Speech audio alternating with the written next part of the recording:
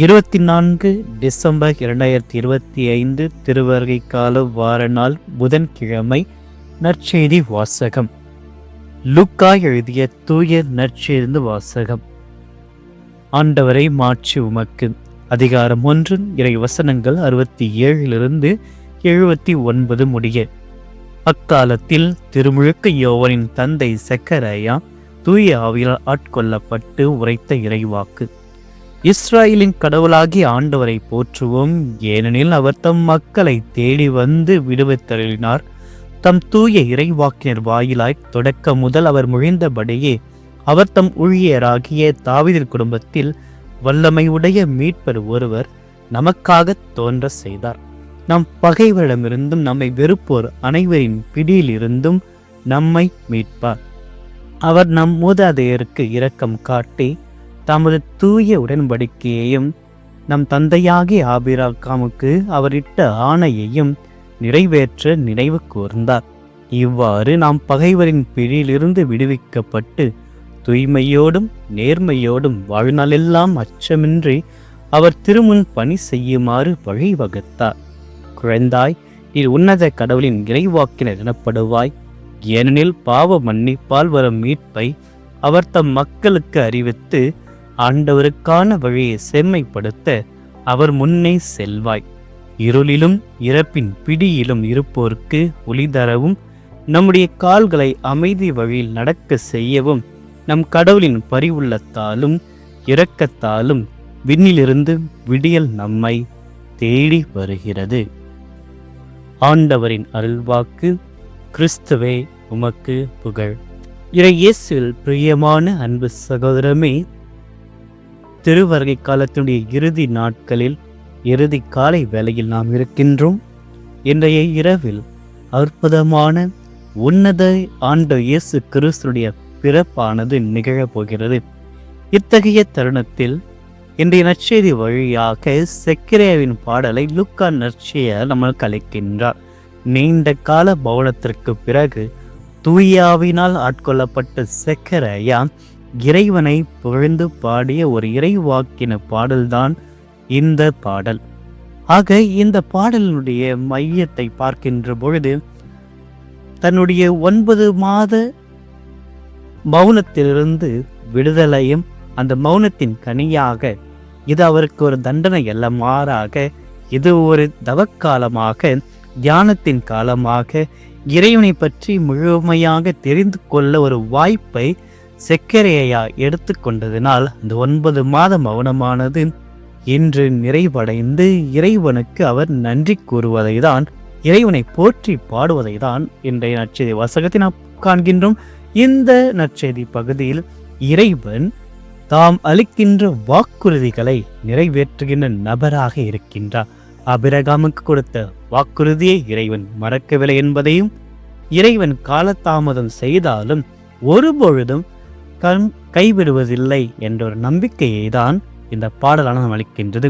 இந்த பாடலில் நாம் மற்றொரு பகுதியை பார்க்கின்ற பொழுது இருளில் உதிக்கின்ற ஒளி. உலகத்தினுடைய பாவங்கள், போர், அச்சம், பலவிதமான கஷ்டங்களில் இந்த உலகமானது இருளில் மூழ்கியிருக்கின்ற பொழுது விண்ணிலிருந்து ஒரு விடியலானது, ஒரு விடியல் இந்த உலகை தேடி வருகிறது. அந்த விடியல் தான் இன்னும் ஒரு சில மணி நேரங்களில், இன்றைய இரவிலோ நாளை அதிகாலையிலோ இறைமகன் இயேசு பிறப்பில் நமக்கு அந்த விடியலானது வழங்கப்படுகிறதாக இவருடைய பாடலின் வழியாக மீட்பை இறைவன் இஸ்ரேல் மக்களுக்கும் அவரை தேடி வந்துள்ள ஒவ்வொரு பிள்ளைகளுக்கும், இறைவனை நம்புகின்ற பிள்ளைகளுக்கும் மீட்பானது இருக்கின்றது. அரசியல் தருகின்ற விடுதலையை தாண்டி பாவத்திலிருந்தும் பயத்திலிருந்தும் நமக்கு கிடைக்கின்ற ஆன்மீக விடுதலை. இதே பாடலில் தன்னுடைய மகன் யோவானுடைய வழி அமைக்கின்ற ஒரு பகுதியையும் அதில் காண்கின்றோம். நீ உன்னத கடவுள் இறைவாக்கினப்படுவாயாக. யோவானுடைய வாழ்க்கையை சித்திரமாக இந்த பகுதியை நாம் காண்கின்றோம். ஆக இதன் மூலமாக அமைதியின் வழியானது நம்முடைய கால்களை அமைதியின் வழியில் இறைவன் நடத்துவார் என்ற ஒரு நிலையில் இந்த வருடத்தினுடைய இறுதி கட்டத்தில் இருக்கின்ற நமக்கு, திருவருகை காலத்தின் இறுதி கட்டத்தில் இருக்கின்ற நமக்கு ஏற்பட்ட பலவிதமான போராட்டங்கள், சவால்களை தாண்டி ஒரு அமைதியின் வழியை இறைவன் கொண்டு வரப்போகின்றார். தன்னுடைய ஒளியின் மூலமாக நம்முடைய குடும்பத்தை நிரப்பப் போகின்றார். ஒரு அமைதியின் வழியை நமக்குடைய இதயத்துக்கு தரப்போகின்றார். இந்த உலகத்தில் தருகின்ற இடுக்களில் நெருக்கடியில் பலவிதத்தில் நாம் சிக்கி தவிக்கின்ற பொழுது அமைதியில்லாத ஒரு வாழ்க்கையை நாம் காண்கின்றோம். ஆக இந்த அமைதியற்ற ஒரு நிலையில் இறைவன் தன்னுடைய பிறப்பின் மூலமாக விண்ணிலிருந்து நமக்கு அருளப்போகின்ற இந்த விடியலின் மூலமாக ஒரு புதிய வழியை நிறைவு நமக்கு அளிக்கின்றாக. நாம் இன்றைய நாளில் சர்க்கரையை கொண்டு இறைவனை போற்ற வேண்டும். இறைவன் தருகின்ற வாக்குறுதியில் நம்பிக்கை வைக்க வேண்டும். இனி முதல் நாம் பயமற்ற ஒரு வாழ்க்கையில் இருக்க நம்முடைய எல்லா விதமான அடிமைத்தளத்திலிருந்தும், அது உடல் ரீதியாக இருக்கட்டும், மன ரீதியாக இருக்கட்டும், ஆன்ம ரீதியாக இருக்கட்டும், இறைவன் நமக்கு ஒரு விடுதலையை தரப்போகிறேன் என்பதில் நாம் பயம் இல்லாமல் அவர் மீது நம்பிக்கை கொள்ள வேண்டும். தூய்மையோடும் நேர்மையோடும் வாழ்நாள் எல்லாம் ஆண்டவருக்கு நாம் பணி செய்ய வேண்டும். ஆண்டவருக்கு நன்றி கூற வேண்டும்.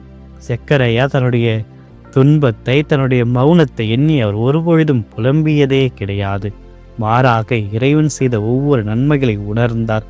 அந்த 9 மாத இறைவனுக்கு பின்பு நன்மைகளாகவே இறைவனை பற்றி அவர் பாடுகின்றாக.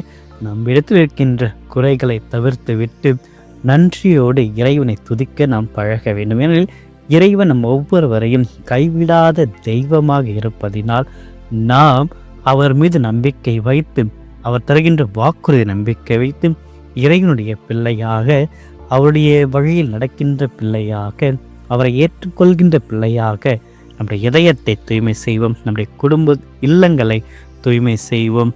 நம்முடைய வழிகளை தூய்மை செய்வோம்.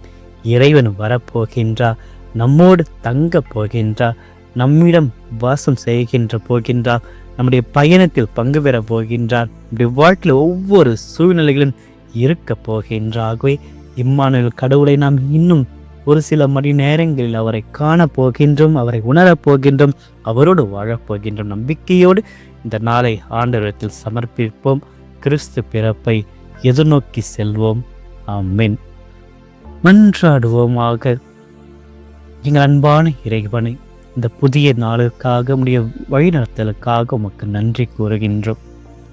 கடந்த இரவினை எங்களோடு பயணித்து எங்களுக்கு பாதுகாப்பான நிம்மதியான உறக்கத்தை அளித்தீரே, அதற்காக உமக்கு நன்றி கூறி உம்மை போற்றுகின்றோம், ஆராதிக்கின்றோம். இன்று நற்செய்தி வழியாக சக்கரையனுடைய நாவினை திறந்து உம்மை புகழ செய்ததைப் போல இன்று எங்கள் ஒவ்வொருடைய நாவுகளையும் உமது புகழை பாட திறந்தருளும்.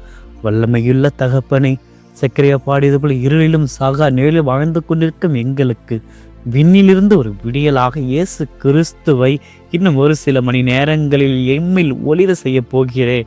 அந்த ஒரு பிறப்பிற்காக உமக்கு நன்றி கூறுகின்றோம். இந்த வேளையில் இவருடைய உள்ளத்தில் எழும்புகின்ற கவலைகள், பயங்கள், பாவை இருள்கள் இவைகளை அனைத்திலிருந்தும் அகற்றி உமது மீட்பினுடைய ஒளியை எங்கள் அனைவருக்கும் தந்தலும். உடைய கனிவான இரக்கத்தினால் இன்று நாங்கள் எடுக்கப் போகின்ற ஒவ்வொரு முயற்சிகளையும் கால்களை தடர விடாமல் நீர் விரும்ப அமைதியின் வழியில் எங்களை நடத்துவீராக. நாங்கள் எங்களையே தயார் செய்து, எங்களுடைய இதயத்தை தயார் செய்து, எங்களுடைய இல்லங்களை தயார் செய்து, எங்களுடைய வாழ்க்கையை தயார் செய்து, எந்த விதமான பகையுடைய கைகளுக்கும் தீய சக்திகளுக்கும் நாங்கள் ஆளாகி விடாமல் உமது திருமுன் பயமின்றி தூய்மையோடு நேர்மையோடு உடைய அன்பின் மகனுடைய பிறப்பை எதிர்கொள்ள, அதில் பங்கு பெற எங்கள் அனைவரையும் நிறைவாக ஆசீர்வதித்தலும்.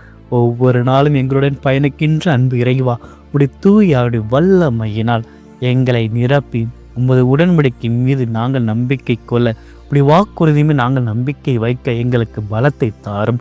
அன்பு ஆண்டவரே, இன்று நாங்கள் உம்மிடத்தில் வந்து செபிக்கின்ற அந்த வேலையையும் எங்களுடைய வேண்டுதல்கள் ஒவ்வொன்றையும் இந்த கிறிஸ்துமஸ் பிறப்பில் நாங்கள் எதிர்கொள்ள போகின்ற அந்த ஒரு வேண்டுதல், நாங்கள் இத்தனை நாட்களாக செபிக்க இருக்கின்ற அந்த வேண்டுதல்கள் அனைத்தையும் உடைய பாதத்தில் வைத்து செபிக்க இருக்கின்றமாகவே எந்த ஒரு கிறிஸ்து பிறப்பு இந்த வருடம் ஒரு வித்தியாசத்தையும், ஒரு மாற்றத்தையும், ஒரு புதிய மகிழ்ச்சியை, ஒரு புதிய பலத்தையும் எங்கள் அனைவருக்கும் அளித்திட இறைவா உடைய பாதத்தில் எங்களுடைய வாழ்க்கையையும், எங்களுடைய வேண்டுதல்களையும், எங்களுடைய ஒவ்வொரு சூழ்நிலைகளையும் சமர்ப்பிக்கின்றோம்.